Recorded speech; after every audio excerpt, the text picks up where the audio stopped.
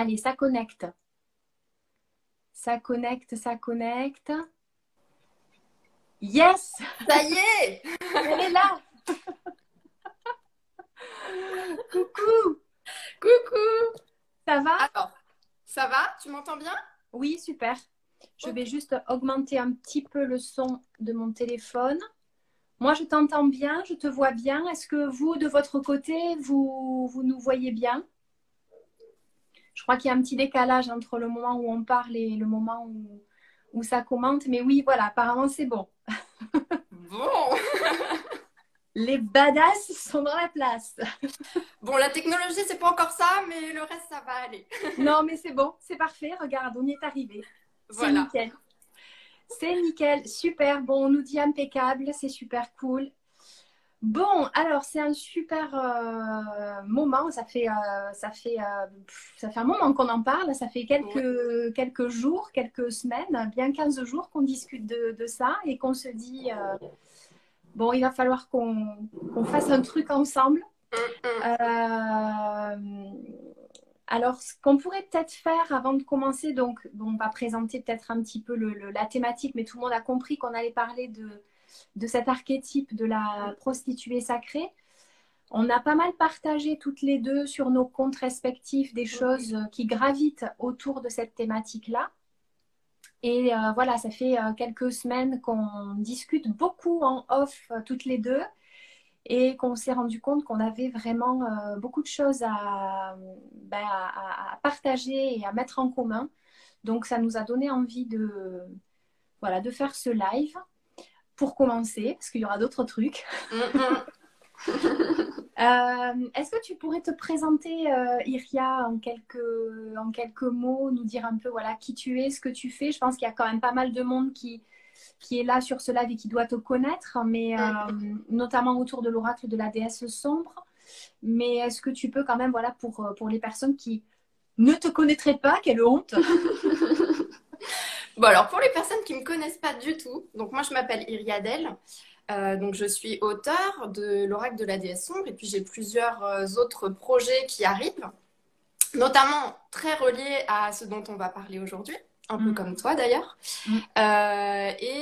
J'ai également une chaîne et un compte sur Instagram qui s'appelle Occulte, O comme les os, E-A-U-X.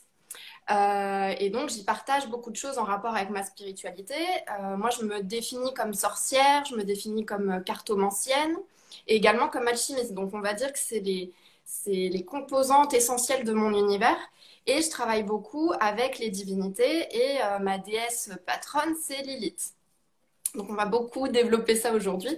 Donc, mon prochain projet qui va sortir, c'est un bouquin sur Aphrodite. Donc, je travaille aussi beaucoup avec Aphrodite. Et en fait, il y a un point commun avec ces deux déesses-là, c'est qu'elles rejoignent justement l'archétype de la prostituée sacrée. Donc, c'est un truc assez central euh, par rapport à ma pratique de sorcière, par rapport à, même au-delà de ma pratique, par rapport à ce que je suis, tout simplement. Et ça colore beaucoup aussi mes écrits. Donc, même dans l'oracle de la déesse sombre, il y a certaines cartes qui vont transpirer en fait cette essence-là. Mm. Ok, oui, parce que c'est vrai que au-delà de ce que tu peux faire et proposer, en fait, tout ça, ce n'est qu'une émanation de ce que tu es profondément. Donc, c'est pas simplement, enfin, c'est pas une transmission désincarnée, c'est aussi quelque chose qui résulte d'un parcours, Mm. voilà, d'un cheminement qui t'est propre. Et c'est là aussi qu'on se rejoint beaucoup toutes les deux, c'est que cet archétype-là, alors on a eu on a emprunté des voies différentes, mais Mm. cet archétype de la prostituée sacrée, c'est quelque chose qui nous rassemble. Toi, à travers Lilith et Aphrodite, moi, je connais un peu Lilith, mais bien moins bien que toi, et Aphrodite que j'ai côtoyé aussi. Mais voilà, moi, pour ma part, c'est plus à travers la figure de Marie-Madeleine que j'ai connecté cet archétype-là. Donc, au fur et à mesure de nos discussions et de nos échanges à toutes les deux, bon, on a eu aussi la joie de se rencontrer au moment de la sortie de ton oracle à Toulouse en octobre dernier à la Galerie La Papesse chez Agi, que je salue et que j'embrasse bien fort. Donc c'était vraiment un chouette moment. On a eu l'occasion de discuter un peu, mais voilà, c'est vraiment ces dernières semaines où on a senti toutes les deux qu'il se passait un truc. Il y a eu un enclenchement, Oui, comme deux trucs qui se tournaient autour, et puis là, d'un seul coup, clac! c'est ça. Il y a eu une accroche. Et c'est vrai que nos partages étaient très, très en résonance. Bon, on a fini par comprendre pourquoi, mais disons que voilà, il y a eu plein de synchronicités qui nous ont fait comme ça nous rapprocher l'une vers l'autre.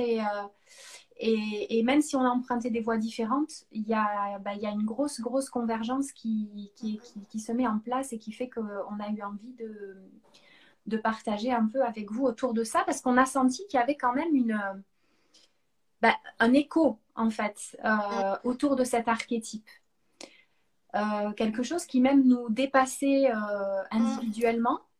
Ouais. Mais alors, pour recontextualiser un petit peu, du coup, le propos de ce live et de ce qui tourne autour de cette prostituée sacrée, c'est que on a vraiment senti l'une comme l'autre que dans tout ce qui se passait actuellement sur le plan collectif et individuel, bien, il y avait l'émergence de tout un tas de mécanismes de relationnels autour du masculin et du féminin et qui gravitaient autour de ces archétypes-là, de ces archétypes de la prostituée. Moi, j'ai parlé du profanateur, tu as parlé de vampirisme sacré. Et tout ça nous paraît être d'une actualité brûlante, autant au plan collectif qu'au plan personnel et individuel. Oui, je pense qu'il y a besoin de réhabiliter aussi ce terme-là. Moi,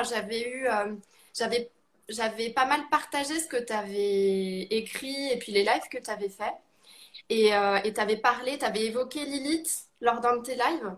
Et moi, les personnes qui me suivent et qui ont vu tes lives m'ont beaucoup contacté pour me dire et qu'est-ce que tu en penses? Parce qu'elle a parlé de Lilith, elle a parlé de ça. Et puis, habituellement, on ne fait pas trop le lien. Et en fait, moi, à ce moment-là, je me suis dit, bah si, il y a un lien évident. Et c'est drôle parce que les gens viennent me chercher pour essayer de l'évoquer. Donc, il y a vraiment un fil à retendre. Et puis, je pense qu'il y a beaucoup de personnes qui ont des a priori très négatifs, que ce soit sur Lilith, sur le thème de prostituée sacré. Déjà, ça semble complètement antinomique de faire ces deux trucs-là ensemble. Ouais. Et puis aussi, en plus, moi, j'amène une réponse à quelque chose qui est généré par la prostituée sacrée, qui est la prédation. J'apporte une réponse qui est quelque chose d'assez agressif, qui est le vampirisme sacré. Alors là, les gens, d'un seul coup, ils sont complètement paumés parce que ça fait en fait beaucoup de choses qui sont a priori négatives, alors que derrière, il y a une opportunité de pouvoir se connecter à sa véritable lumière, à son véritable pouvoir, notamment le pouvoir du féminin. Et derrière, de ne pas en fait se faire bouffer ce pouvoir. Parce que c'est bien beau de dire reprenez votre pouvoir féminin. Si on se reconnecte à ce pouvoir de la prostituée sacrée, qui est un archétype hyper puissant et hyper en lien avec que ce soit son corps, son physique ou avec l'invisible, elle fait vraiment ce pont assez formidable entre les deux. Super, on va se reconnecter à ça. Mais forcément, ça va attirer aussi des convoitises et ça va attirer cette fameuse prédation parce qu'on ne vit pas dans un monde de bisounours. Non. Et donc, en fait, la prostituée sacrée, elle va main dans la main dans mon cheminement avec la vampire sacrée, qui est celle qui défend son pouvoir, en fait, et qui ne se le fait pas totalement prendre et qui aussi a des clés, en fait, pour distribuer ce pouvoir aussi aux autres. Parce que c'est pas juste un pouvoir qu'on garde jalousement. On n'a pas envie de le distribuer aux mauvaises personnes, mais on a envie de le partager aux personnes qui sauront en faire un levier de réalisation et de connexion au divin, en fait. C'est ça. Et c'est vrai que je rebondis sur ce que tu disais tout à l'heure, déjà au sujet des a priori très négatifs qu'il peut y avoir autour du terme de prostituée sacrée, qui sont des termes a priori antinomiques, où il y a déjà un gros boulot de réhabilitation autour de cet archétype-là, et qui est quand même profondément inscrit dans la psyché féminine, mais associé à voilà, des corollaires qui sont celui de la garce, de la pute, de la salope, et j'en passe. Et du coup, il y a quelque chose derrière tout ça qui est très sulfureux, parce que je pense que pour beaucoup de femmes, le fait de se réapproprier cet archétype-là, ça sent le soufre, et on n'ose pas y aller parce qu'on a vraiment peur de soulever un couvercle d'une marmite où on ne sait pas ce qu'il y a à l'intérieur, et on ne sait pas ce qui va nous sauter à la figure, en fait.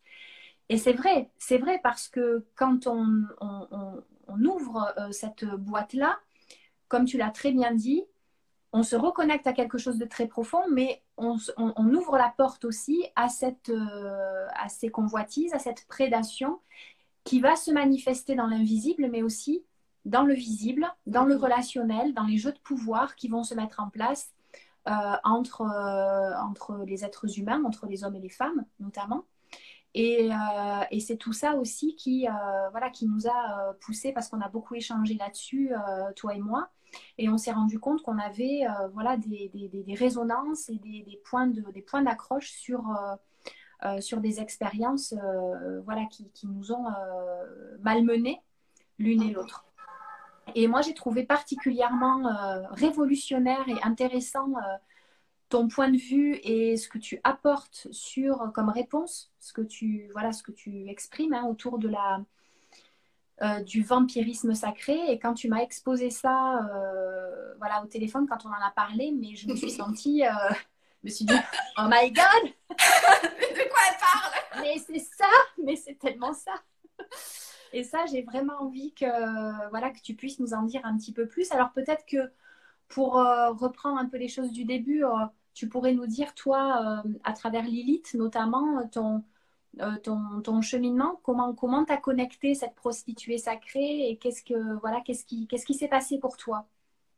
Moi, en fait, c'est Lilith qui est venue à moi. Moi, de toute façon, tout mon rapport au divin, je suis jamais allée de façon motivée taper à la porte d'une divinité. Ça m'est toujours tombé dessus, en fait, de façon très, j'ai presque envie de dire spectaculaire. Alors Lilith, ça a été très effrayant parce que ça a été vraiment un appel très fort, très...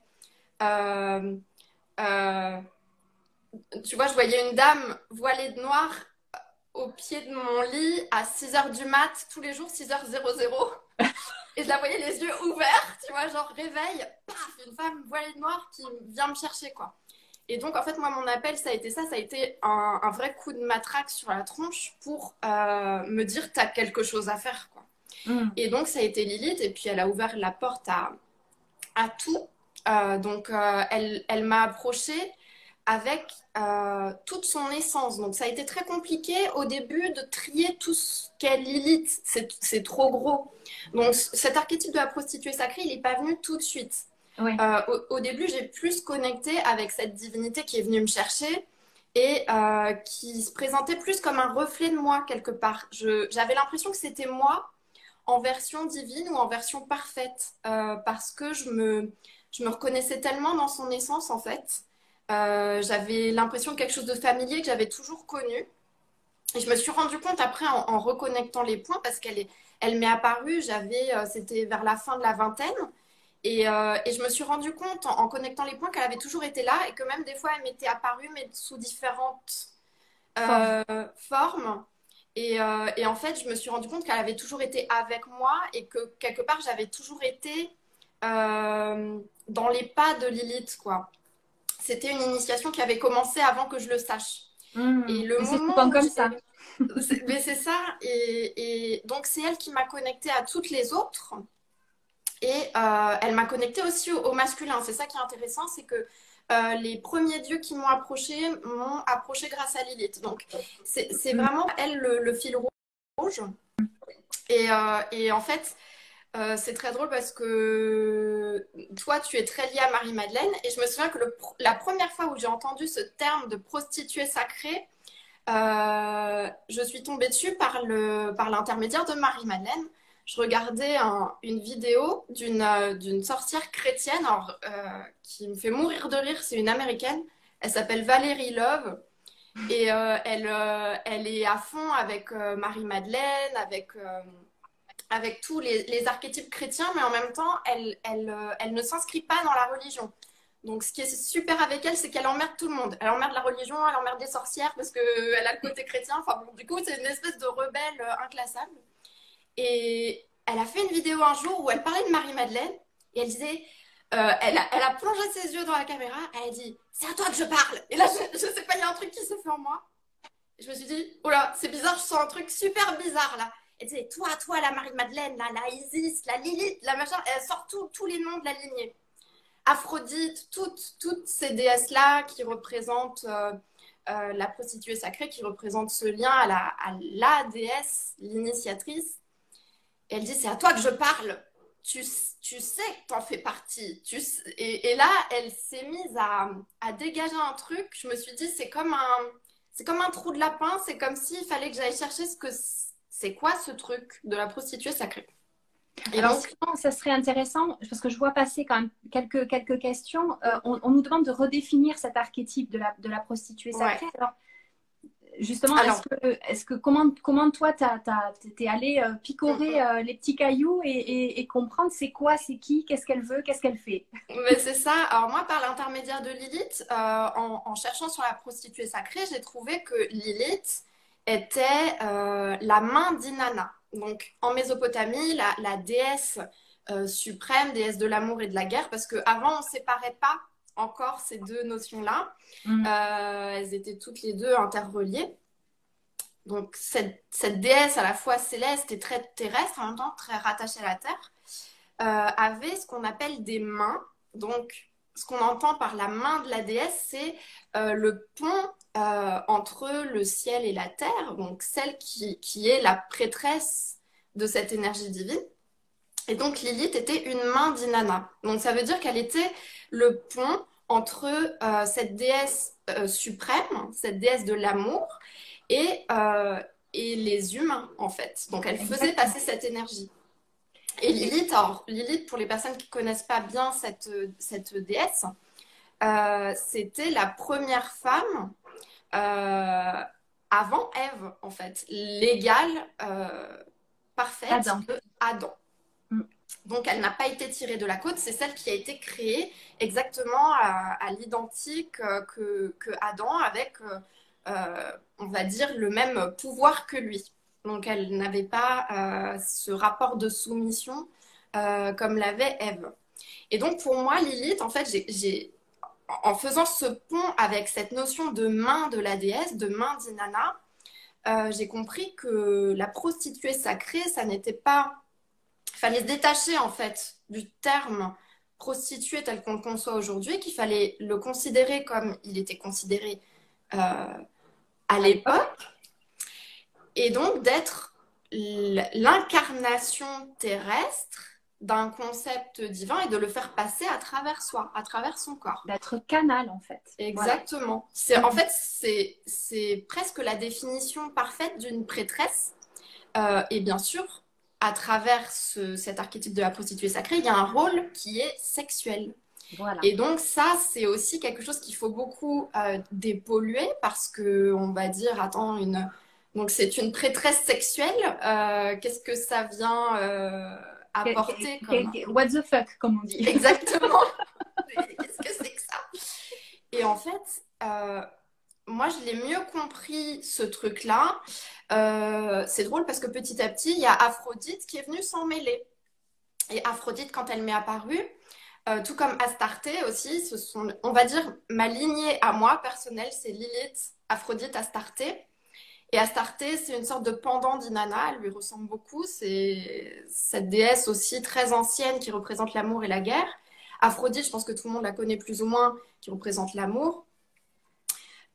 Et Lilith, qui est cette première femme. Donc elles avaient toutes en fait cet aspect féminin divin à bloc. avec un aspect très sexuel et en même temps avec un rapport très fort avec quand même un côté dark, un côté sombre, un lien avec la guerre. Alors Aphrodite, on la voit souvent comme une gentille, un peu, même peut-être un peu évanescente, un peu légère. Oui, un peu plus paillettes. Voilà, Ah, froufrou. oui, Alors que pas du tout, dans le genre qui fout le bazar, il faut quand même regarder un peu sa mythologie. la mythologie, oui. Ouais. C'est assez terrible quand même le foutoir qu'elle laisse derrière elle. Et puis c'est celle qui a une histoire de passion fulgurante avec la guerre, avec Arès. Mm. Et tous les hommes avec qui elle va avoir des histoires très fortes, ce ne sont que des hommes, entre guillemets, qui portent une violence. Ce sont des chasseurs, des forgerons d'armes. Enfin, donc elle porte ça en elle aussi, ce côté qui va... c'est elle qui provoque la guerre de Troie quand même indirectement. Donc il y a quand même ce double aspect. Et donc tout ça, c'est incorporé dans la prostituée sacrée. Et moi, quand elles me sont apparues ensuite, donc Aphrodite et Astarté, elles ont mis en avant le côté danseuse. Donc elles étaient la danseuse. Et donc, c'était pour me faire comprendre ce que c'était que cette prostituée sacrée. Une fois qu'on m'a mis ça dans le tuyau, il y avait un côté, j'ai besoin de comprendre ce que c'est. Et moi, j'ai toujours adoré danser. J'ai toujours été beaucoup, en fait, aussi dans une frustration de ne pas comprendre que quand je dansais, euh, tu sais, surtout quand j'étais plus jeune, que j'allais en boîte, que je dansais, il y avait toujours un gros relou, tu sais, qui venait se jeter sur moi. Oui. Le gros relou. Le gros relou. Et en fait, moi, je comprenais que la danseuse, la prostituée sacrée, je l'incarnais déjà. Et aussi avec son côté ombre. C'est-à-dire que moi, j'aimais bien, c'était danser un peu en hauteur, tu sais, où on n'allait pas me toucher. Et j'allais passer un truc à travers ma danse, en fait. Et je voulais juste danser, je voulais juste faire l'amour avec un truc qu'on ne pouvait pas voir, en fait. Mm. Et en fait, j'ai réussi à connecter ce que c'était que la prostituée sacrée grâce à cette image-là. En fait, ce rôle qu'elle a, c'est une sublimation. C'est pour moi faire monter l'énergie, qui est l'énergie du désir. C'est beaucoup plus important que de l'assouvir, en fait. Exactement. Et c'est donc son aujourd'hui, on comprend pas parce qu'on est dans une société qui veut assouvir, qui veut posséder. D'où le gros relou, tu sais, qui se dit, C'est ça. Je veux, elle est à moi, je la veux. Et du coup, je pense que cet archétype-là, il nous reconnecte juste à cette sublimation et au fait de faire passer le message à travers notre corps et de pas, comment dire, pas essayer d'enfermer la flamme qu'on fait passer. Parce qu'à ce moment-là, on en avait parlé ensemble, tu avais dit que c'était une énergie nucléaire. Mm. Et ça m'a fait bondir parce que j'ai mis ce terme exact dans mon bouquin sur Aphrodite. C'est une énergie nucléaire en fait. Et Oui. si on essaye de le contenir, C'est là que c'est en fait, potentiellement dangereux, explosif, ouais. bien sûr. Parce que si on n'a pas soit une flamme équivalente à ça, soit on va souffler dessus, essayer de l'éteindre, parce que ça devient un désir dévalorisant pour soi. Ou alors, on va s'en prendre plein la tête, ça va être trop, et on va se brûler, quoi. Donc, en fait, il y a cette difficulté aussi de comprendre l'énergie contenue dans cette prostituée sacrée et de pouvoir La maîtriser, la canaliser. ouais, et puis la laisser vivre aussi. Et puis, pas essayer de la posséder, la laisser aussi nous traverser et recevoir son message et le faire passer à travers soi, quoi. Et donc, aujourd'hui, dans notre société qui veut absolument toucher, mais pour contrôler, tu sais. On veut pas toucher pour se laisser toucher soi, on veut toucher pour contrôler, Pour posséder. assouvir. Exactement. C'est un archétype qui devient compliqué parce que ça va être attaché à plein d'ombres, notamment, tu sais, le terme de l'allumeuse. Parce que c'est ça, dans le fond, c'est celle qui allume la flamme divine en elle et en nous. Ouais. Elle n'a pas envie du gros relou qui vient tu vois, lui éteindre sa flamme ou Ou vouloir la garder pour lui. Ouais, ouais, ouais. Ah, exactement. Et elle a envie d'allumer la flamme chez tout le monde. Donc c'est une allumeuse sacrée en quelque sorte. Mais sauf que c'est tellement... aujourd'hui, en fait, si tu viens allumer quelque chose, surtout de sexuel chez les autres, et que tu n'assouvis pas cette chose-là chez l'autre, tu es attaché à tout un tas de noms d'oiseaux et on va dire, tu es mis au banc, quoi. Euh, Oui, c'est ça, et c'est là qu'intervient toutes les entreprises de diabolisation. Alors, la prostituée sacrée, c'est devenu, oui, la diabolique, la répudiée, la bafouée. Alors moi, c'est plus ce que j'ai connecté après à travers... Alors Lilith, ça a été le cas, hein, puisqu'elle a été diabolisée, la première succube, etc. Mais moi, à travers Marie-Madeleine, c'est ce aussi que c'est ce que j'ai traversé, c'est ce que j'ai compris à travers le fait qu'elle a été écartée du dogme religieux par les pères de l'Église, qu'elle a été considérée donc comme, au sens littéral du terme, comme une pute, comme une prostituée, sans le terme sacré derrière. Puisque c'était, voilà, ça je l'ai déjà partagé plusieurs fois, donc une initiée de haut rang, c'est une prêtresse tantrique, donc elle connaissait cette maîtrise des énergies sexuelles et comment être le canal de ces énergies, comment les faire monter, etc.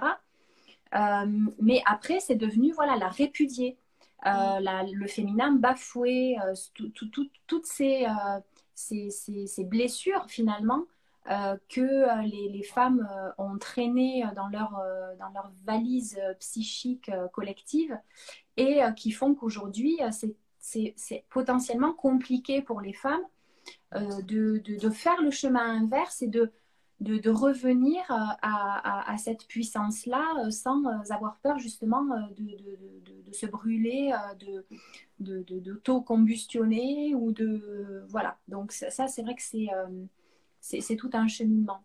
On nous demande aussi quel est le lien qu'on fait avec Hécate. Alors, toi qui connais bien cette déesse-là, qu'est-ce que tu pourrais établir comme lien avec la PS? Bah moi, Hécate, en fait, je travaille beaucoup avec elle pour justement cette notion, on parlait de pont entre le divin et le terrestre. Et Hécate, pour moi, c'est une déesse qui ouvre tous les chemins. Donc, elle va être beaucoup moins incarnée qu'une Lilith, par exemple, qu'on peut considérer comme la première femme. Alors, bien sûr, pas au sens où nous, on est humain, mais on va dire que c'est une sorte d'intermédiaire entre ce qui était très, très divin et ce qui aujourd'hui est très, très terrestre. Lilith, je la situerais dans quelque chose d'un peu intermédiaire qu'on peut un petit peu plus toucher. Et Kat, c'est une fille des titans, donc c'est une énergie très, très ancienne et qui va plus euh, nous ouvrir des portes, en fait. C'est vraiment l'ouvreuse de portes, c'est l'alchimiste. C'est celle qui va nous aider à ouvrir les portes en nous et les portes à l'extérieur de nous. C'est celle qui se trouve à la croisée des chemins. Ouais. C'est celle qui porte les clés. Elle porte aussi la sagesse du serpent. On la représente beaucoup avec le serpent qu'elle partage aussi avec des déesses comme Lilith. Donc elle a en fait cette sagesse de l'ouverture et le serpent, c'est aussi lié à la Kundalini, à cette énergie sexuelle. Et l'énergie sexuelle, ça ouvre sur le divin. Quand on connecte en fait le corps et l'esprit. On a en fait, le serpent en nous connecte les deux et fait ce pont parfait entre les deux. Et donc, Hécate, je dirais que c'est une accompagnatrice dans ce cheminement. Et elle peut faire ce pont, en fait. Elle peut nous accompagner et ouvrir toutes les portes, en fait, entre notre terrestre et notre divin. Et c'est celle qui va nous permettre aussi de faire ce pont dont tu parles beaucoup entre le sexe et le cœur. Elle va nous aider en fait à ouvrir et à connecter. Et moi, c'est un travail que je fais beaucoup avec elle parce que elle va vraiment trancher aussi ce qui nous déconnecte. C'est-à-dire que c'est bien beau dire qu'il faut ouvrir, mais on va pas directement vers la lumière à corps perdu. Il y a aussi tout un tas de choses à transmuter avec cette sagesse encore du serpent. Et donc, avec des déesses comme Hécate, on va transmuter à fond. On va vraiment d'abord retirer tout ce qui nous ternit, en fait, tout ce qui nous empêche de faire ce pont euh, de Oui, façon satisfaisante. ouais.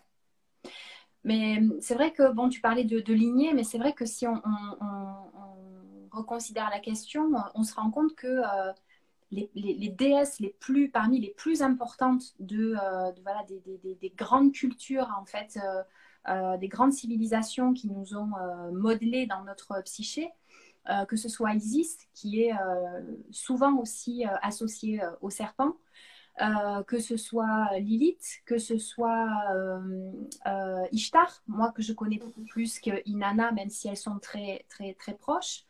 Une autre déesse que j'ai découvert aussi, qui est la déesse Kadesh, qui est une déesse cananéenne qui a été absorbée par les Égyptiens et qui a des attributs à la fois d'Ishtar, de Lilith, enfin c'est une espèce de melting pot. Et ce serpent que tu as aussi.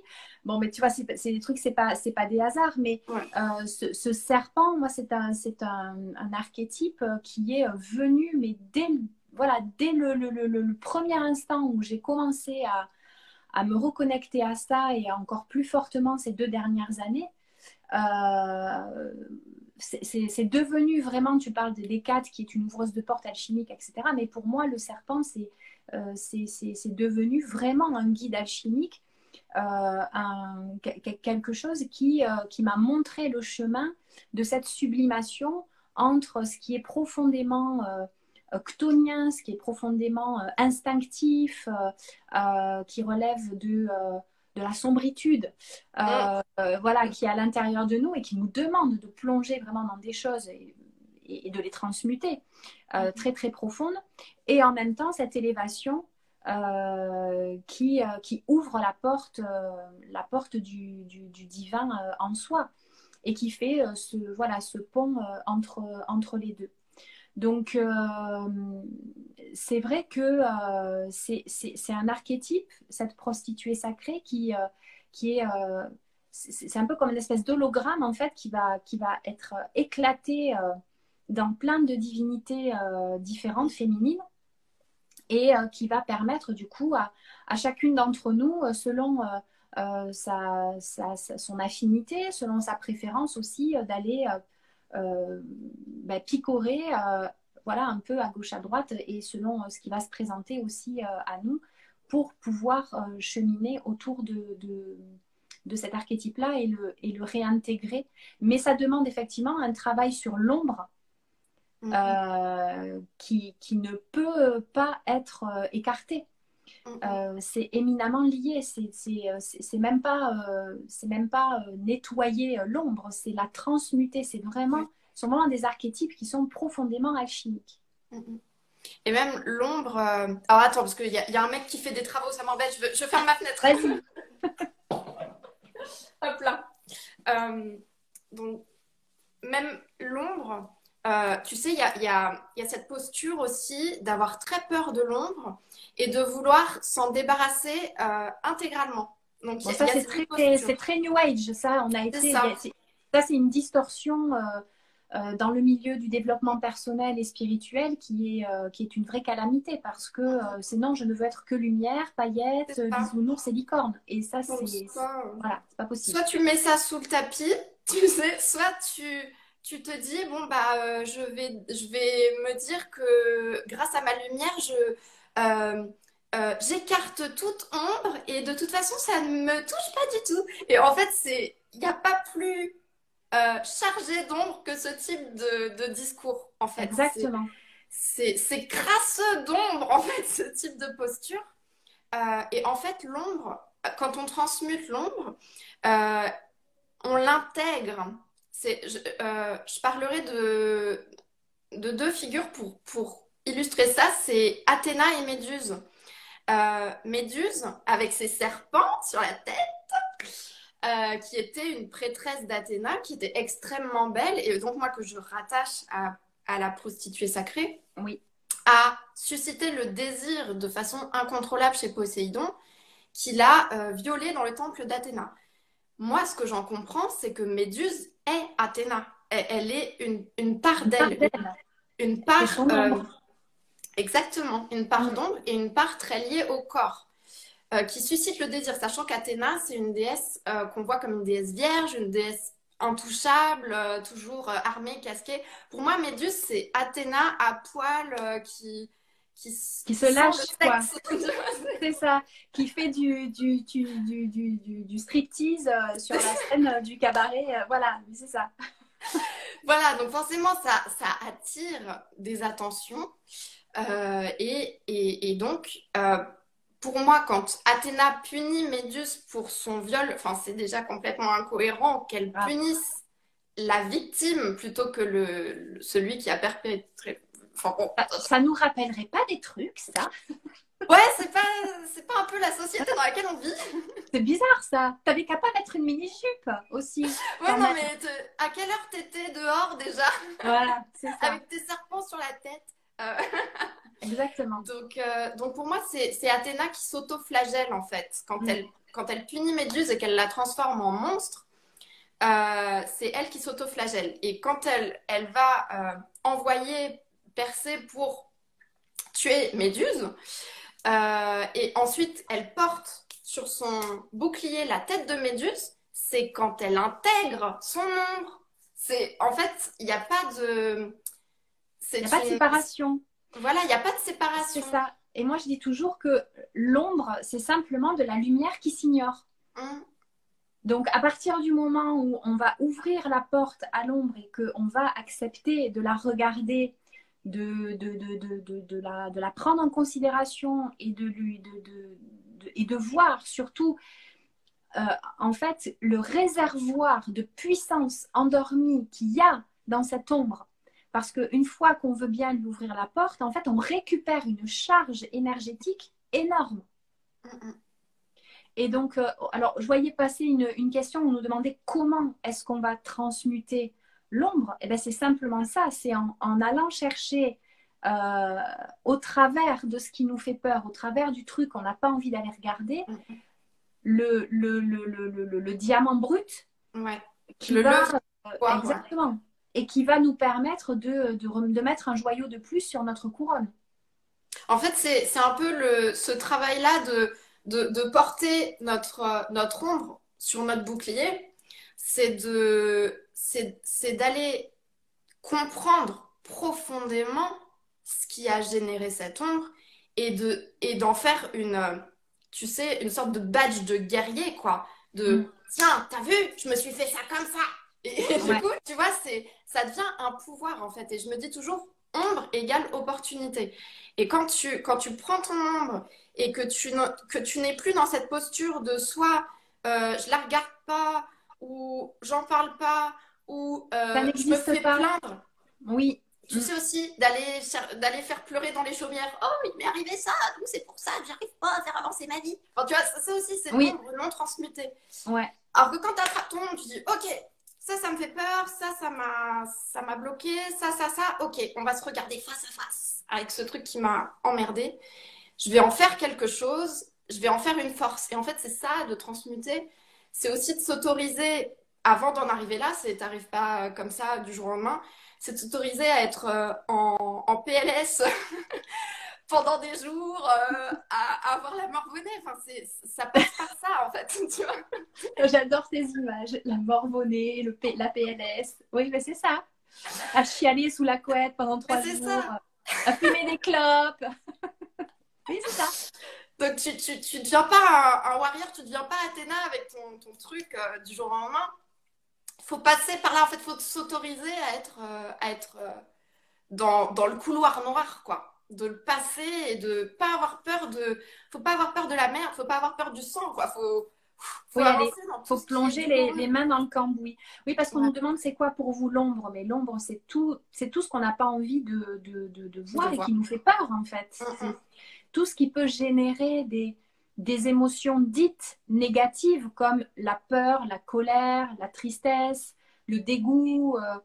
Voilà, c'est toutes ces choses finalement qui nous mettent dans l'inconfort, qui génèrent de la douleur, de la souffrance, et que par un réflexe complètement primitif, enfin archaïque et très humain, on va avoir envie de mettre à distance.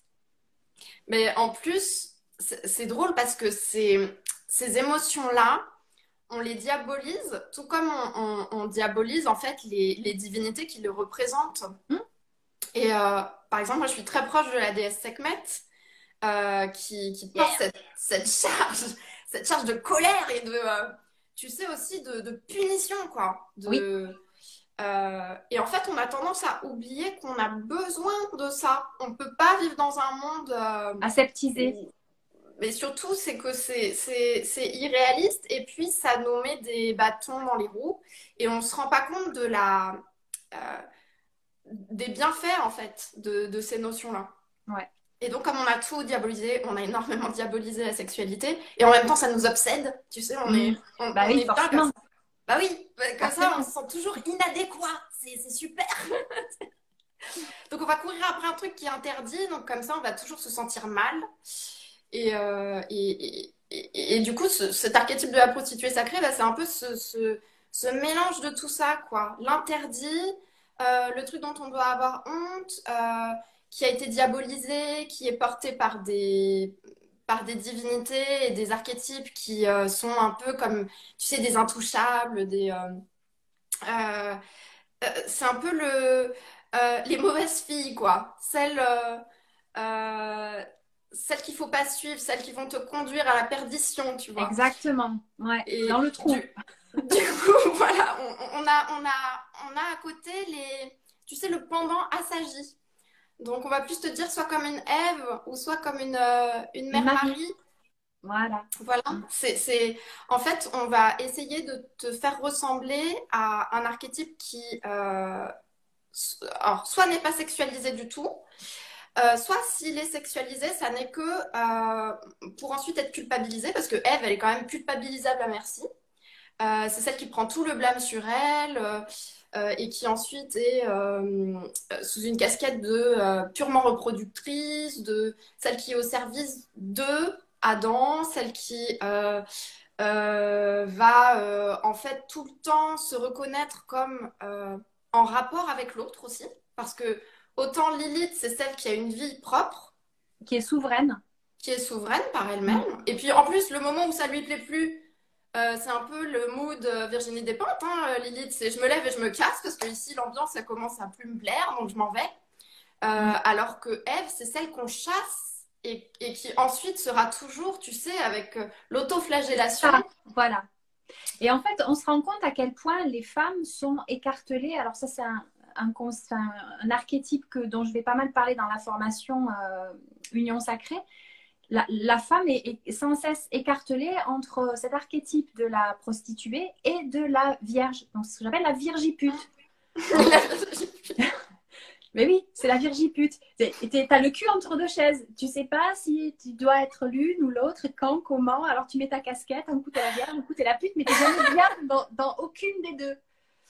Donc c'est qu'à un moment donné, il va falloir les réconcilier, quoi. Parce que sinon, Bah, c'est l'horreur. c'est ça, et puis c'est un peu, ça me fait penser à la vidéo tu sais, la chaîne YouTube et tout le monde s'en fout, ils avaient fait une vidéo sur la salope, tu sais, et ils disaient, bah la nana qui veut, c'est une salope, et puis la nana qui veut pas, bah, c'est une salope. Aussi. Voilà, c'est ça. Donc en fait, t'es Au coincé. final, t'as tout faux. T'as tout faux, quoi que tu fasses, c'est de la merde. Voilà, c'est sûr. Mais en fait, derrière ça, qu'est-ce qu'on doit en comprendre? C'est il y a un pouvoir qui est celui de la prostituée sacrée qui est sous clé. Mm. Et on veut surtout pas qu'on y touche, en fait. Et justement, moi, je suis d'avis que à partir du moment où on te dit ne croque pas la pomme ou n'ouvre pas la boîte, il faut le faire.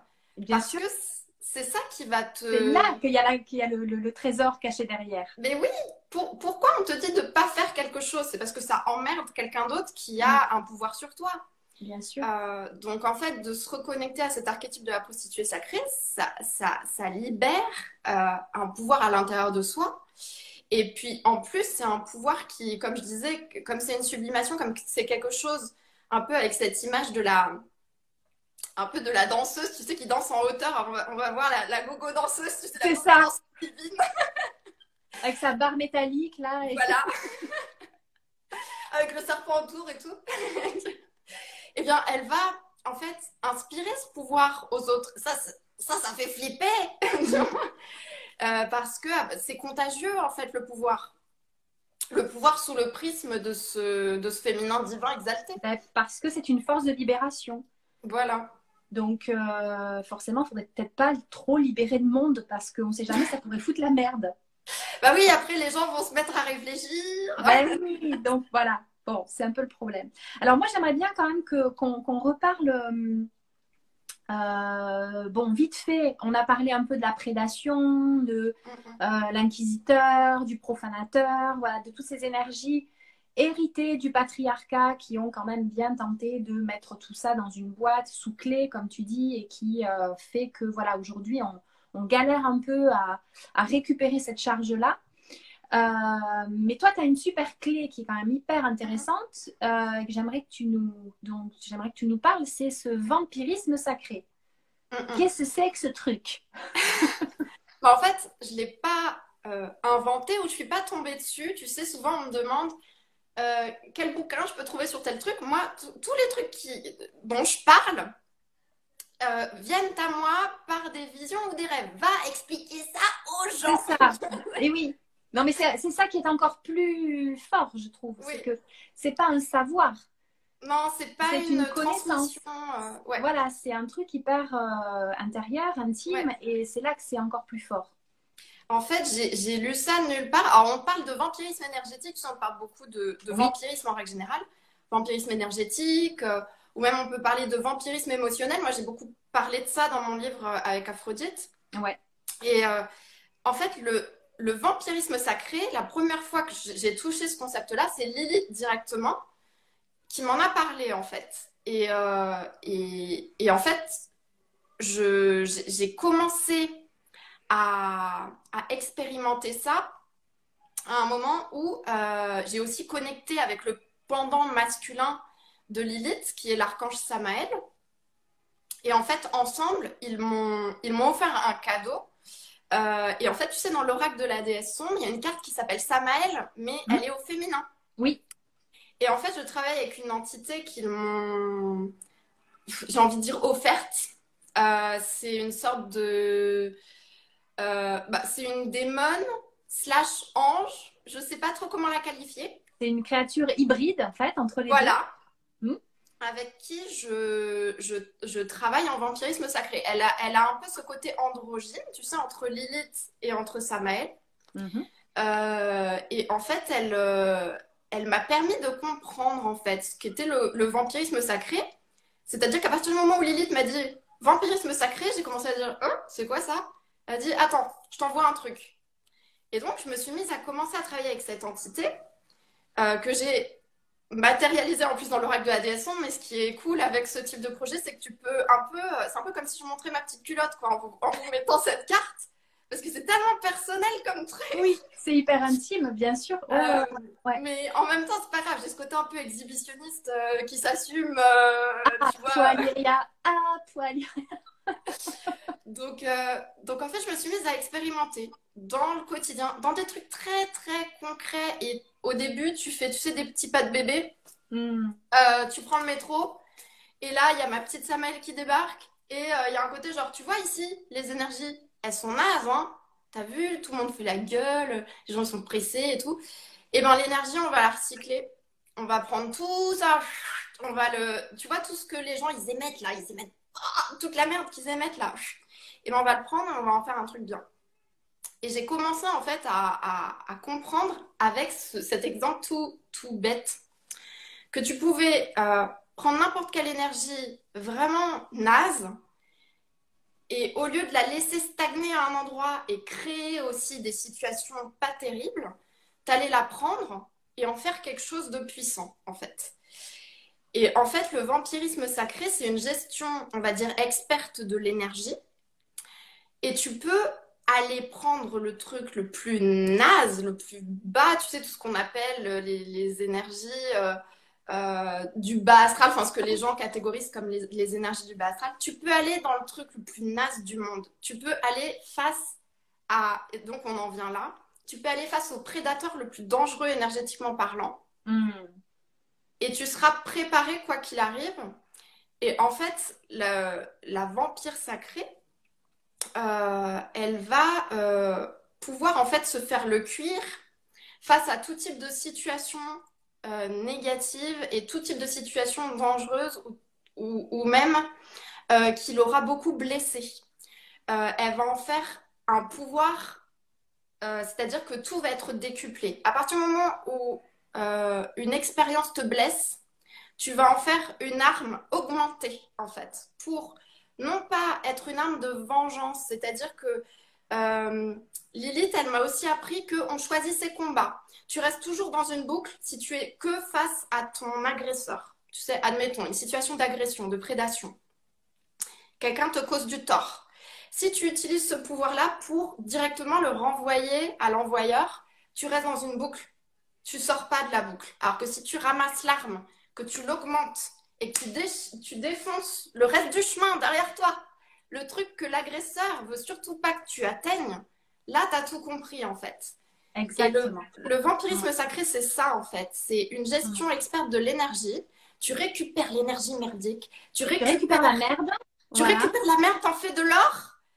Tu récupères la blessure, le truc qui t'a à un moment donné dévasté et t'en fais un tremplin de fou pour aller défoncer le truc derrière, quoi, qui va t'ouvrir toutes les portes et faire de toi, en fait, une véritable arme de transformation. Tu deviens toi-même une arme, en fait. Exactement. Et il n'y a pas de... Alors, dans ce cheminement-là, il n'y a pas de notion de bien et de mal au sens, on va dire, caricatural. Parce que bien sûr, tu t'attaques à des gens. Mais tu t'attaques pas à des gens comme un prédateur gratuit, tu sais, qui... Exactement. Et tu t'attaques pas à des gens pour le plaisir de les détruire ou de leur faire du mal. Ça n'a rien à voir. Ça n'a rien à voir. En fait, c'est plus une notion de justesse et d'équilibre. La maths. Tout ce qui menace justement la maths, tu vas pouvoir l'attaquer. Et en fait, c'est une sorte de... Moi, j'appelle ça une sorte de ménage, tu sais, cosmique, en fait. C'est-à-dire que, tu sais, les gens, ils ont souvent des réactions quand on... Surtout moi, je me considère comme une sorcière main gauche. Donc, je suis plutôt dans une voie plutôt à tendance sombre. Et je n'ai pas donc ce côté, tu sais, je crois pas en la loi du triple retour. Je pense que c'est beaucoup plus complexe que ça. Oui. Je pense pas qu'on mérite les choses qui nous arrivent nécessairement. Il n'y a pas cette idée de punition, de... Ouais, je vois très bien ce que tu veux dire. Pour moi, il peut nous arriver des choses atroces dès l'enfance. L'enfant, il n'a pas mérité ça. Enfin, tu vois, en fait, tu as choisi une incarnation avec des épreuves à transmuter qui vont faire de toi quelqu'un qui porte une essence et un message pour le monde. Et parfois, tu auras choisi d'en porter beaucoup dans ton dos. Et donc, c'est aussi très lié à ce chemin de vampirisme sacré. Souvent, les personnes qui vont avoir ce genre de truc qui va les appeler, ça va aussi être des gens qui ont eu beaucoup à porter sur leur dos. Parce qu'il faut de la matière. Il faut de la matière pour... Exactement. Pour transmuter, il faut de la materia prima. Exactement. Et donc, si tu restes coincé dans ce truc de ce qui m'arrive, c'est parce que je l'ai mérité ou machin, non. C'est que tu as choisi d'en avoir beaucoup dans ton assiette, là, à transmuter. Tu as une grosse assiette de merde. Et en fait, si tu restes complètement bloqué sur cette assiette-là et que tu vois pas l'arme que tu vas en faire pour ensuite porter un message dans le monde, en fait, tu n'es qu'une victime. Tu es enfermée, tu sais, dans ce truc de la victime. Et c'est ça qui est génial dans cette approche, c'est que pour le coup, Il n'y a plus de victimes. Non. C'est terminé. On sort complètement de ce paradigme-là. Et ça, c'est une clé, je trouve, qui est hyper, hyper précieuse. Et ça renverse complètement un paradigme voilà, qui nous colle à la peau depuis des siècles et des siècles. Donc ça, c'est une vraie, vraie, vraie révolution. Bon, je vois que dans les commentaires, ça frétille. Hein. Ouais, du coup, on va peut-être regarder. Coucou ma chouchou, j'ai vu Sandra, j'ai vu Iris, j'ai vu passer plein de... Coucou Isis Marilyn. Voilà, je sais que ça va parler beaucoup aussi à mes consoeurs égyptiennes, cette histoire de rétablir la mat avec cette transmutation de l'ombre, parce que c'est vrai que dans la conception égyptienne, la mat, c'est l'ombre et la lumière qui doivent fonctionner. On a besoin l'un de l'autre, donc c'est toujours une question d'équilibre en fait. Et du coup, on est complètement là-dedans avec cette histoire de vampirisme sacré, de recyclage d'énergie, de transmutation. Donc, c'est vraiment une clé alchimique de ouf. Et alors, moi, ce que j'aimerais te demander, Iria, est-ce que tu penses que tu vas transmettre concrètement là-dessus? Parce que je pense que tu ne mesures pas à quel point là, on t'attend là-dessus. C'est évident. Mais c'est drôle parce que ça fait plusieurs années en fait que ce truc, tu sais, il est là. Et puis je commence un peu à en parler un peu, tu sais, de temps en temps. C'est comme si je montrais des petites bribes. Et à chaque fois, il y a des gens qui sont là genre « Ah ouais? Ah, c'est quoi ça? Et c'est comme si je rabattais le truc sur moi, genre « Non, je suis pas prête. » Je te montre un peu ma culotte, mais pas trop. Mais non, mais je suis pas prête à me mettre toute nue. On était en train de dire que tu te sentais de plus en plus quand même appelée à transmettre clairement là-dessus. Et c'est une très, très, très bonne nouvelle parce que je pense que là, tu vas permettre à énormément de femmes de passer un cap énorme. Moi, je sais que quand on a parlé de ça au téléphone, et puis notre connexion à toutes les deux, elle s'est inscrite dans un contexte. Moi, en plus, j'ai mon fils qui me harcèle depuis tout à l'heure, qui veut m'appeler en FaceTime parce qu'il a perdu. Donc, j'arrête pas de voilà, j'arrête pas de lui raccrocher au nez, le pauvre chouchou. Je le rappellerai après, mais voilà. Bon. Donc voilà, c'est vrai que quand tu m'as parlé de ça, c'est arrivé à un moment où voilà, moi je sortais vraiment d'une période très très délicate autour de ces histoires de prédation, voilà, d'une initiation qui a été très très perturbante et tu m'as donné des clés incroyables là-dessus. Ça a été le point final d'un truc qui m'a tellement libérée que je me suis dit non mais là faut sortir du placard quoi, c'est pas possible.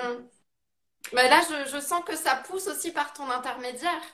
Tu sais, quelque part il y a aussi souvent quand mes divinités elles sentent que je pousse un peu, tu sais, je tire un peu au cul sur certains trucs, on m'envoie des drôles d'anges et des messagers dans tous les sens. Et là je sens aussi que par ton intermédiaire il y a un côté genre il est temps. Et puis, tu sais, auparavant, quand je parlais de vampirisme sacré, peut-être que ce qui ressortait, c'était plus justement ce truc de prédation, les gens qui veulent savoir, tu sais, mais de façon un peu malsaine, oui. qui ont des a priori qui sont pas du tout justes par rapport à ce que c'est, qui vont avoir une réaction de peur, tu sais, aussi, ah, vampirisme, qu'est-ce que c'est? Tu sais. Et du coup, tu te dis, bon, les gens sont pas prêts. C'est ça. Mais maintenant, je pense qu'on l'est. Ouais, je pense que là, du coup, c'était la première fois aussi que j'avais ce côté genre, ah, mais il y a vraiment une clé derrière ça. Et c'est un truc aussi, tu sais, que me dit beaucoup Ekat, on parlait d'Ekat. Ekat, elle me dit toujours, tu es celle qui ouvre les portes. Comme si c'était quelque chose qui me définissait, en fait, tu sais, aussi dans mon cheminement. Et en fait, c'est aussi une sorte de private joke, tu sais, dans l'invisible. Des fois, tu sais, où je débarque, je suis celle qui ouvre les portes. De quoi? Je sais pas encore, mais c'est pas grave. C'est pas grave, je vais le faire. Voilà, et du coup, ce truc du vampirisme sacré, je pense que c'est une grosse, grosse porte. Ouais. Et que, effectivement, ça peut donner des clés, mais genre, je pense presque de survie en fait, parce que je pense Exactement. Mm. il y a quelque chose de l'ordre de la survie là-dedans en fait. La survie aussi bien énergétique que sur des choses très Émotionnelle concrètes. et même très très concrète dans des Mm, situations, je pense, où voilà, des personnes peuvent se retrouver au quotidien dans des situations comme ça oui, de prédation, de manipulation. Voilà, aujourd'hui, on a vraiment besoin de clés comme ça. mm, Et ce que tu peux amener, euh, c'est fou parce que j'ai l'impression que c'est arrivé après un cheminement tellement,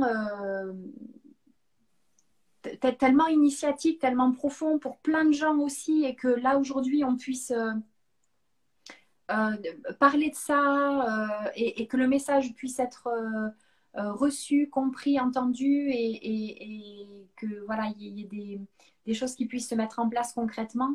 C'est juste génial, mais c'est que les temps sont là, quoi. Je pense Donc, que c'est aussi tu sais, cette espèce de vague qu'il y a eu aussi avec la DS11. C'est-à-dire que moi, je suis arrivée avec cette énergie sombre qui, auparavant, était perçue comme le mal. Tu sais, il y avait cette espèce d'amalgame. oui, Et en fait, ce que j'apporte avec la DS11, c'est cette fameuse ombre, mais transmutée, qui devient un exactement. pouvoir. Et c'est très pédagogique du coup, parce que ton oracle, déjà, c'est comme si ça avait préparé le terrain Mm, mm. pour qu'on puisse aussi accueillir.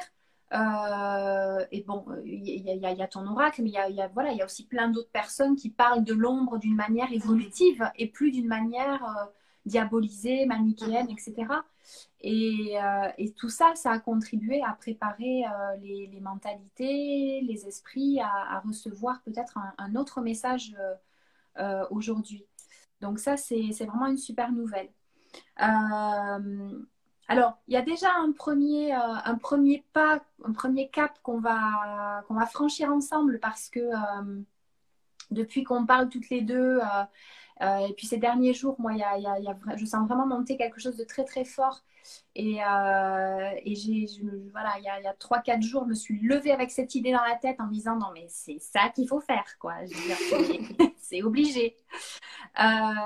Donc, ça fait quelques semaines que je communique sur le fait que je prépare une nouvelle formation sur l'union du masculin et du féminin parce que c'est un des enjeux liés autour de cet archétype de la prostituée sacrée qui est majeur en ce moment. Ça, j'en ai parlé aussi dans d'autres lives.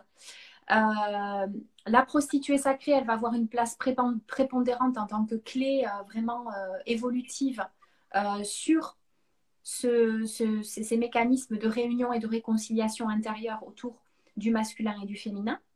Et j'ai eu envie voilà, de proposer à Iria de me rejoindre sur cette formation et de co-créer avec moi les rituels alchimiques qui vont ponctuer les transmissions que je vais faire autour voilà, de ce cheminement de réconciliation du masculin et du féminin.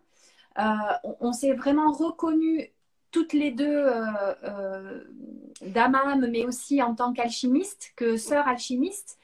Et je me suis dit, voilà, une première approche. Et puis j'avais très, très envie d'intégrer tes énergies à cette formation-là. Ça m'est apparu super évident. Donc, on va co-créer ensemble. On a déjà les idées et tout. Et c'est Iria qui va se charger des rituels alchimiques parce qu'elle envoie le pâté de ouf. Et, Ça et va que, décrasser, hein. ah ouais, ça va décrasser. Et je me suis dit, non, voilà, c'est exactement ça qu'il fallait. Donc, ça va déjà, je pense, peut-être apporter déjà des premières clés de transmutation concrètes pour cheminer vers cette réconciliation du masculin et du féminin. Et puis après, peut-être que toi, voilà, de ton côté, ça va te donner l'élan de préparer quelque chose, de transmettre quelque chose autour du vampirisme sacré. Mais Ouais, ça permet de, en fait, tâter aussi ce qui répond de l'autre côté, tu sais. Tu sais, on a toujours peur d'être trop en avance sur ce que les gens sont capables d'accueillir. Et je pense que là, ça fait un bon pont aussi avec ces énergies-là. Ouais, Ouais, surtout ça va. que, en fait, tu vois, la prostituée sacrée, avec, on dirait, peut-être la prostituée sacrée, sa gardienne, sa justicière, ce serait cette vampire sacrée. Mm, Euh, le but ultime, c'est ce que tu proposes dans ta formation, c'est cette union, en fait, mm. entre les différents principes. Et c'est pas seulement quelque chose d'extérieur à soi, c'est quelque chose avant tout d'intérieur. D'intérieur, exactement. Et du coup, là, on touche vraiment à presque, je dirais presque le but de l'incarnation, quoi. Le but à la fois de cette prostituée sacrée et le but de l'incarnation qui est ce retour à quelque chose qu'on a connu à un niveau divin, en fait. Oui, Et qu'on travaille à reconquérir sans cesse. En fait, c'est le retour à la maison, quoi. exactement. On travaille à retourner à la maison. C'est cette unité primordiale, mais qui ne sera pas forcément la même que celle du départ, mais qui va être enrichie de toutes ces transmutations, de tout ce chemin de retour qui fait que on va pouvoir. Alors, évidemment, c'est un équilibre subtil qu'on va sans cesse réajuster, qui est hyper délicat et que je ne sais pas si dans cette vie-là, en tout cas, enfin, je parle pour moi, mais moi, je me Mm. doute bien que je n'atteindrai pas cet équilibre ultime-là. Mais en tout cas, on y travaille et plus on avance là-dessus, plus on se rend compte que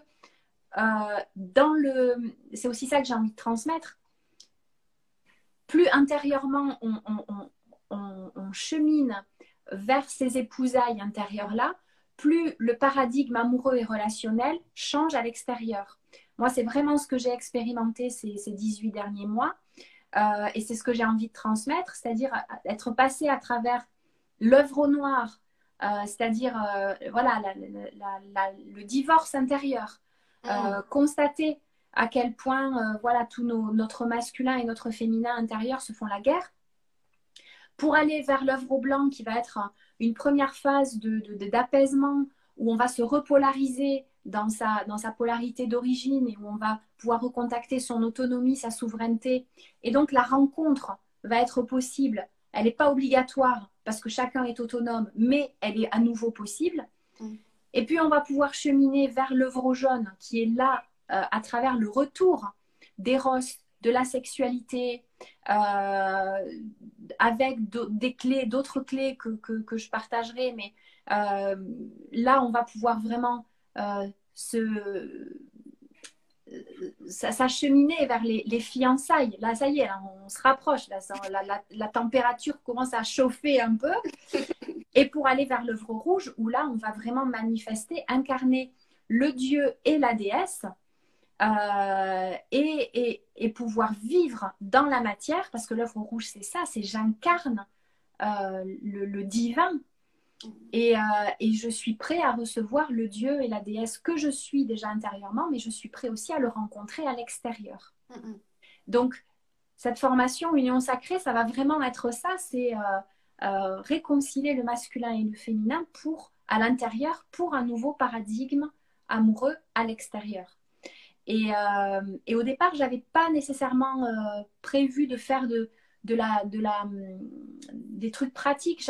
J'avais vraiment envie de transmettre parce qu'il y a beaucoup, beaucoup, beaucoup de choses à dire et c'était vraiment des transmissions, enfin, ça va être vraiment des transmissions alchimiques et initiatiques avec beaucoup de contenu. Et je m'étais dit, je ferais voilà, de la pratique, entre guillemets, en présentiel parce que ça me semblait, et je le ferai sûrement, ça me semblait vraiment important aussi de rencontrer les gens.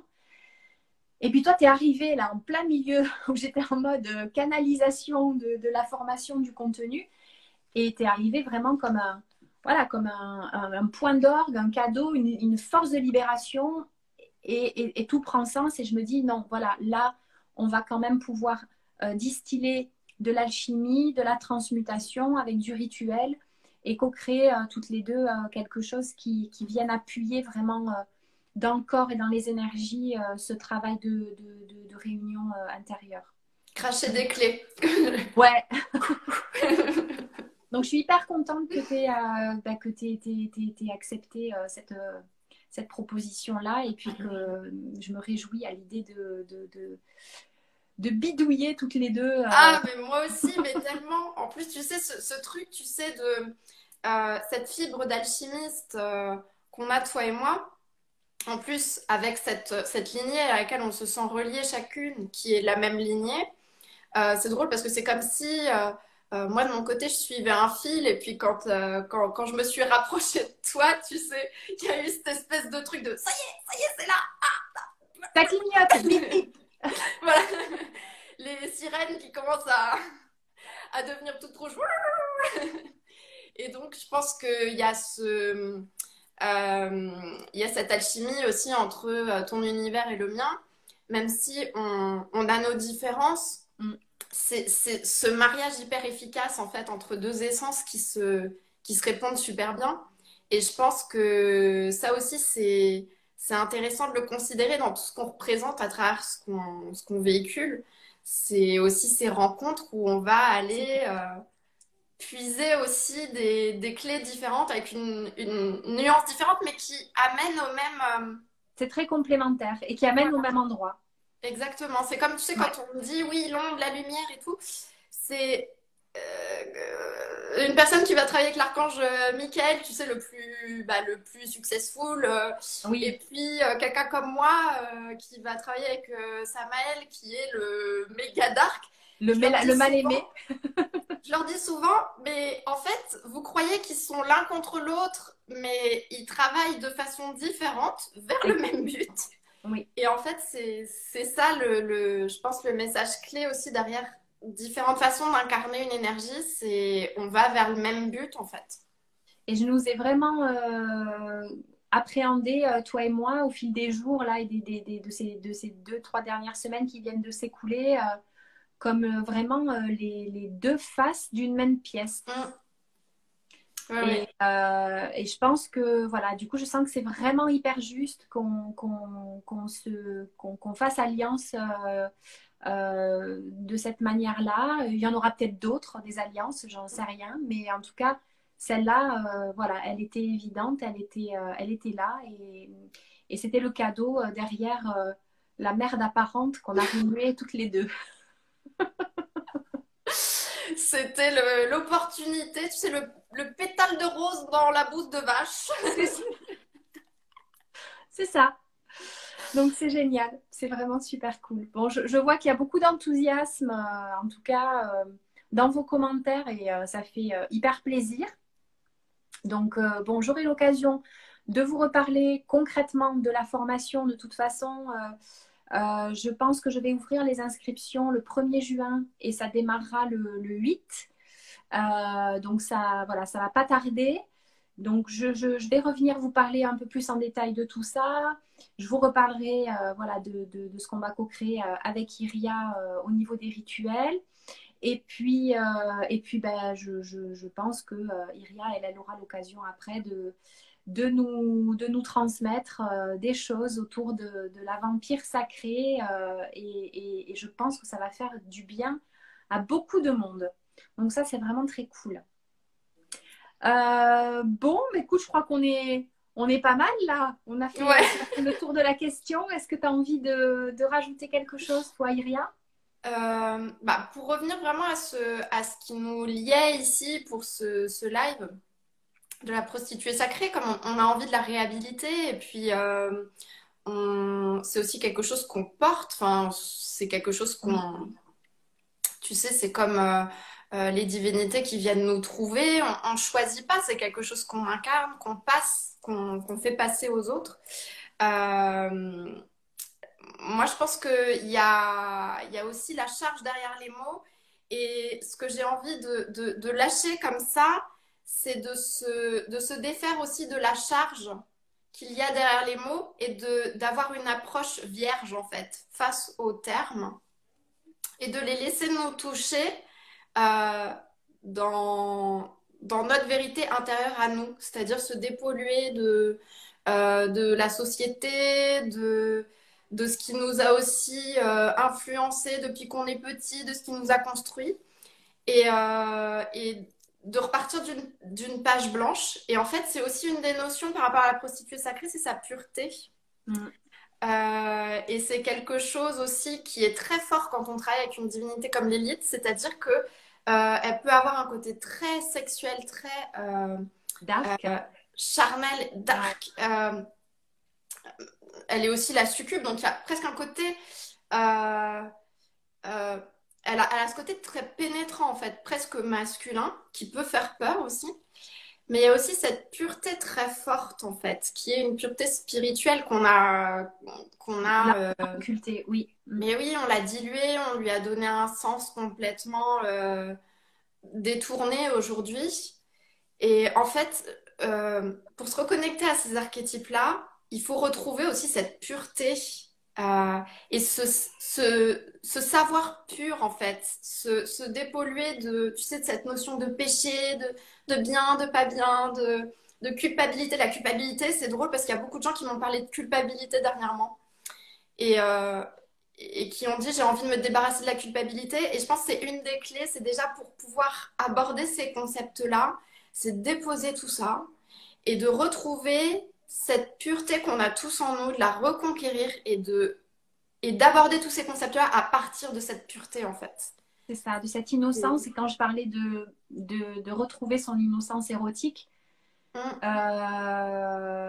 on est complètement là-dedans. Alors, innocence érotique, spirituelle, enfin, mm, mm. quelle qu'elle soit, mais effectivement, de s'autoriser enfin à sortir des conditionnements, des croyances qui nous enferment dans des carcans trop étroits où finalement notre puissance, notre force, voilà, c'est une cage, quoi. On en a souvent parlé, hein, de la cage, mais voilà, il faut vraiment sortir de tout ça en, en déposant, comme tu dis, les fardeaux des sclérosants, voilà, de toutes ces croyances-là voilà, et s'ouvrir avec fraîcheur, innocence à ce que tout ça peut nous amener comme révélation.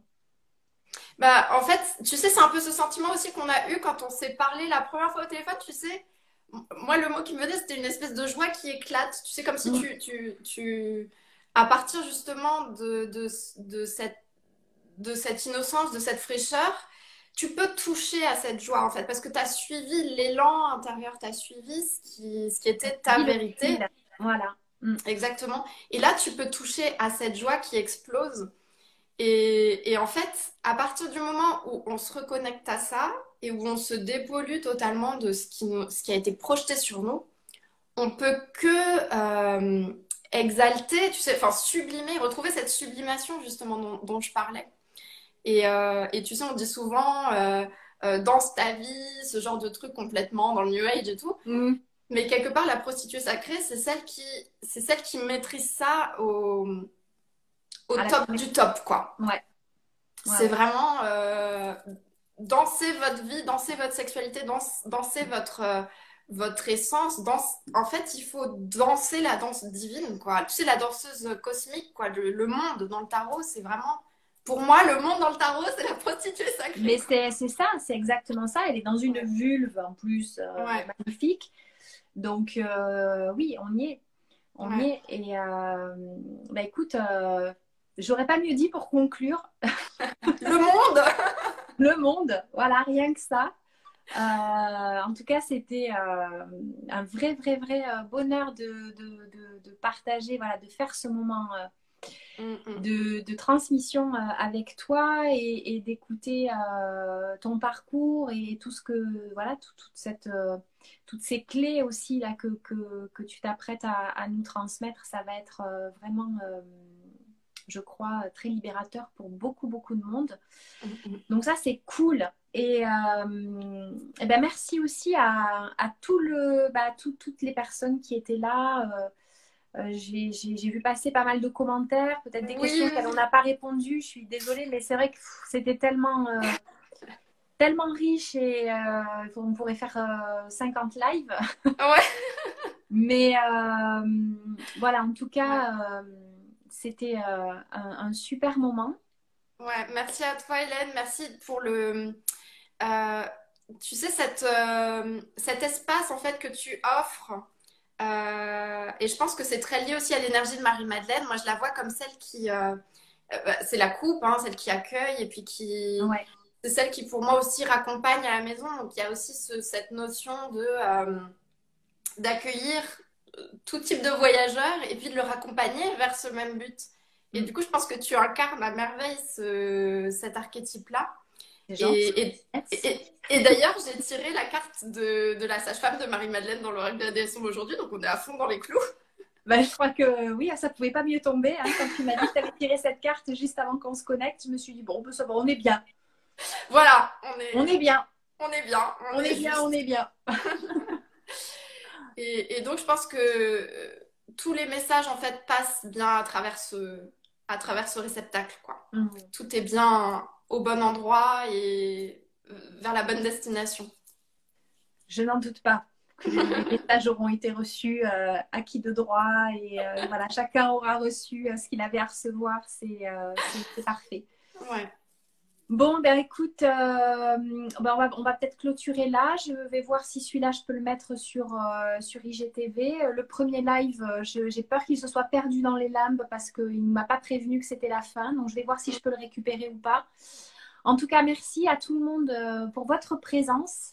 Donc, je mets les deux lives en replay au moins. Et puis, si je ne peux pas mettre sur YouTube, ben voilà, je suis désolée d'avance. En tout cas, un gros bisou, Iria. À très très vite, de toute façon. Oui, de toute façon, c'est obligé. Voilà. Et puis, belle soirée à tout le monde. On vous embrasse bien fort. Et puis, bah, à tout bientôt pour d'autres partages de toute façon. Voilà. Non, mais Bisous, bisous. ma belle. Bye bye. Bonne soirée à Bye tous. bye. Ciao.